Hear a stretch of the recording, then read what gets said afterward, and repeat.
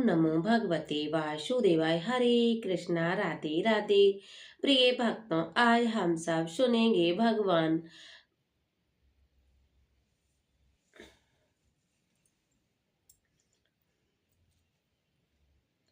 ओम नमो भगवते वासुदेवाय। हरे कृष्णा, राधे राधे।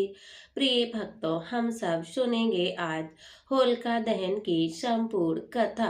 होलिका दहन आस्था, अग्नि और विजय की सच्ची कहानी है। जो होलिका दहन बुराई पर अच्छाई की विजय का प्रतीक है। जो भक्त प्रहलाद के विश्वास और होलिका के पतन का सम्मान करता है। समुदाय होली की शुरुआत के उपलक्ष्य में अलाव के चारों ओर एकत्रित होते हैं और अनुष्ठान करते हैं।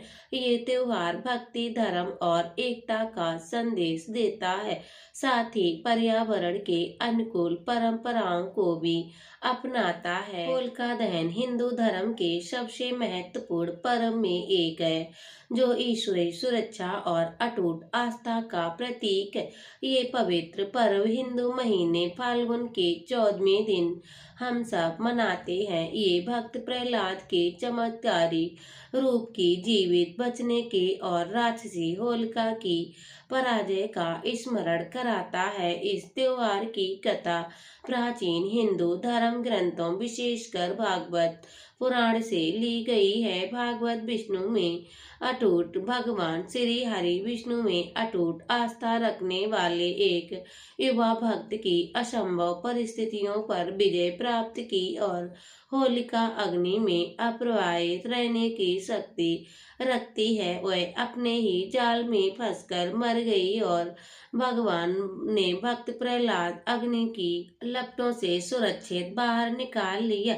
भारत, नेपाल और अन्य देशों में लाखों लोग इस अद्भुत कथा से प्रेरणा लेते हैं। समुदाय एकजुट होकर पवित्र अग्नि प्रज्वलित करते हैं, जो बुराई और अच्छाई की विजय का प्रतीक होता है। ये त्योहार हम सब मनाएंगे 3 मार्च 2026 को और होलिका की रंगीन वसंत उत्सव की शुरुआत की प्रतीक। होलिका दहन की कथा 4 शताब्दियों से भी अधिक पुरानी है और हिंदू धर्म के पवित्र ग्रंथों में गहराई से निहित है। ये कथा 3 मुख्य पात्रों होलिका, युवा राजकुमार प्रहलाद और भगवान श्री हरि विष्णु के माध्यम से अच्छाई और बुराई के बीच युद्ध का वर्णन करती है।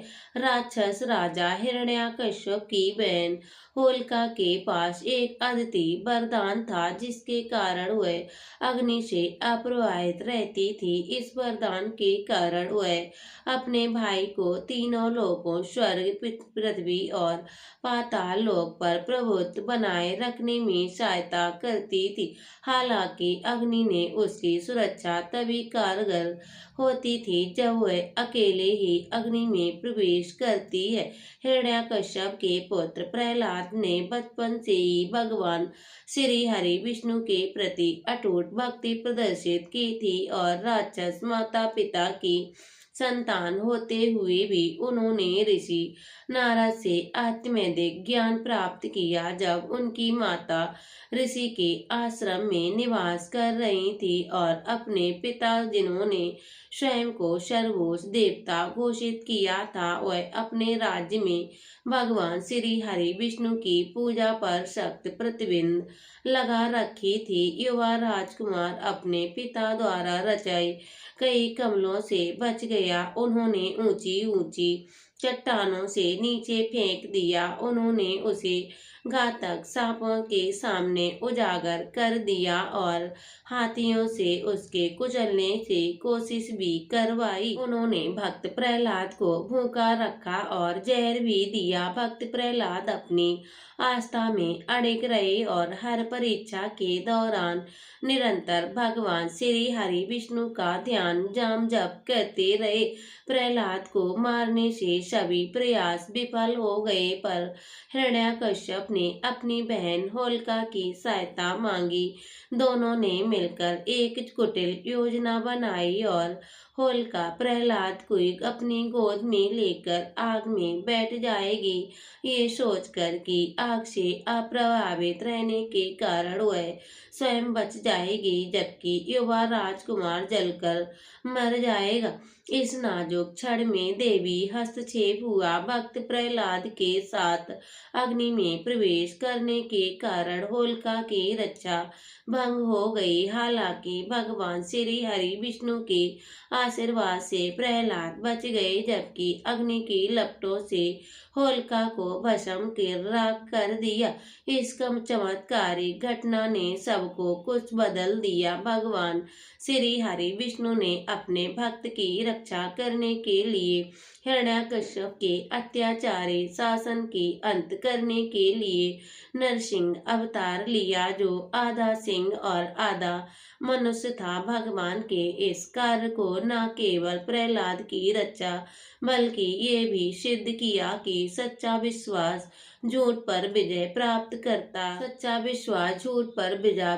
करता है और अच्छाई बुराई पर विजय प्राप्त करती है। होलिका दहन की कथा हमें याद दिलाती है कि जैसे भक्तों की हानि पहुंचाने वालों का अंत अपने ही पतन के कारण बनते हैं। ये कथा हमें यही संदेश देती है कि कठिन समय में अटूट आस्था रखने पर देवी सुरक्षा अपने प्रबल होती है। भारत और नेपाल में लाखों लोग हर साल होलिका दहन मनाते हैं, एक साथ ही मनाते हैं और गहरी सांस्कृतिक और धार्मिक जड़ों वाला ये त्योहार है। ये पवित्र उत्सव दीपों की देवी सुरक्षा की याद दिलाता है और हमें अच्छाई पर बुराई पर विजय प्राप्त भी कराती है।